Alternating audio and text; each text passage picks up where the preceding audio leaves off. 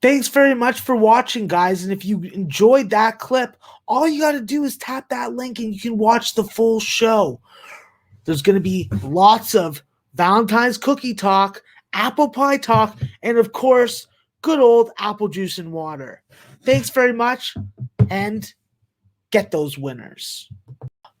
All right, let's move on. So, we're going to go to a team that we just cashed against and another team that I like to bet on. So, we're going to go back to the Ohio Valley Conference with Eastern Kentucky visiting Tennessee State.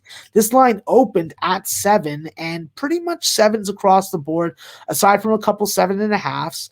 And the total opened at 145, and we're seeing anywhere between 146 and 146.5. Well, personally, I think that this game is as delicious as a vanilla birthday cupcake. You know, it has the beautiful icing, it has the tasty softness, it goes down smooth, and you want another one. So, with Eastern Kentucky, listen, this is a team that has dominated this Tennessee State team. Doesn't matter what year it is, but they smack them around, and I think they're going to smack them around again. I think that last year was an anomaly with Tennessee State being able to win at Eastern Kentucky, but I think Eastern Kentucky is going into Nashville and they're going to throw Tennessee State a beating. With Jayla Johnson having 26 points and 4 rebounds against Belmont. Excuse me, sorry, that is the wrong person. Just messed up there. Well, Eastern Kentucky is definitely going to be going into this game as a undervalued favorite. I think that with Eastern Kentucky, they have dominated Tennessee State, and I just expect them to keep on dominating them. When we look at Eastern Kentucky, they've made money for you, whether you've been betting them on the spread or you're betting their games over. With Tennessee State, they've been doing the opposite. They've been burning your money. They've been burning your money in conference, and if you've been betting overs with them, well, aside from the game against Morehead State, you've been losing money. So this is an Eastern Kentucky team that I think that just matches up very well with what Tennessee State wants to do. Tennessee State wants to go up tempo. Eastern Kentucky can go up tempo even more on them.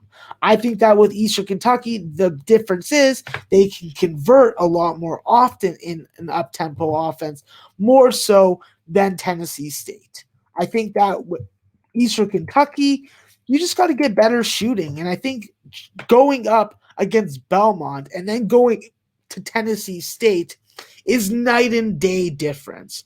When you look at that Belmont game, they got down early. They were able to bring it back close to 10 or 12 at times in the second half, but foul trouble did them in, and injuries once again did them in. Kurt Lewis and Michael Moreno played limited minutes. Same with Trey King. He fouled out with foul trouble. Cooper Robb was ineffective from the field. Wendell Green was running the point, but he was 1 for 10 shooting. So I just think that if you look at the numbers, if you look at the stats, if you look at the metric sites even, which I don't necessarily say you should always go and use because whatever, this is an Eastern Kentucky double-digit win. I don't understand why this line is at 7 or 7.5. I had this line at 11.5 or 12. I think that this is a game where we just lay it on Eastern Kentucky and we just let it ride. Because with Eastern Kentucky, the plain bottom line is this is a better up-tempo team. They are an ATS gem. They are coming off a terrible Belmont loss. They play the kind of defense that can keep Tennessee State under 27 or maybe even under 25 in the first half. They're going to play better if the game gets to a higher tempo. And as long as they can get more field goal attempts, this is a team that suddenly figured it out from the three-point line in conference. They're hitting 10.5 3 points a game. They're making 5 more than Tennessee State is. And with their ability to crash the offensive glass with Trey King and Michael Moreno, those 10.7 offensive rebounds a game are going to lead to some more buckets, and it could be the reason why we cover this game if it's closer than I expect it to be. I think that if Eastern Kentucky continues to be aggressive on ball defenders like Mark Freeman, like Ravel Moody, like Shaheem Johnson, they're going to turn the ball over. They're not going to have their way getting shots that they want. And I think that Eastern Kentucky winning the turnover battle will end up helping us cash this spread. So I'm not going to think about it too hard.